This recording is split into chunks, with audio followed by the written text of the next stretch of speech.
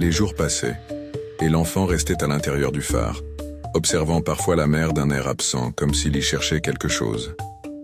Elias l'observait souvent de loin, inquiet et curieux, mais il n'osait pas lui poser plus de questions.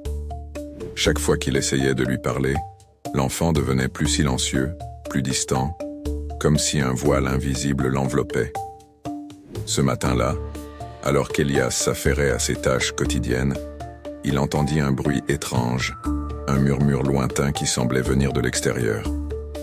Il se précipita vers la fenêtre du phare, scrutant l'horizon. Au loin, la mer était calme, presque trop calme. Tout à coup, un cri perça le silence. Un cri désespéré, lancé par une voix qu'Elias ne reconnaissait pas.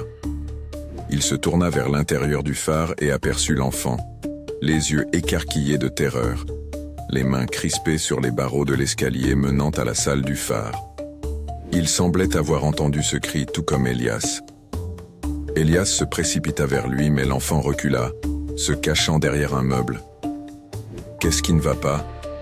demanda Elias, tentant de masquer son inquiétude. L'enfant tremblait. Ses lèvres tremblaient, et ses yeux emplis de peur fixaient à la porte avec une intensité déstabilisante. « Il revient », chuchota-t-il, la voix brisée. Elias frissonna. Il n'avait jamais vu un enfant dans un tel état. Qui était ce « il » dont parlait l'enfant? « Qui revient ?» demanda Elias, tentant de le rassurer. L'enfant ne répondit pas tout de suite. Puis, d'une voix faible, il murmura. « L'homme,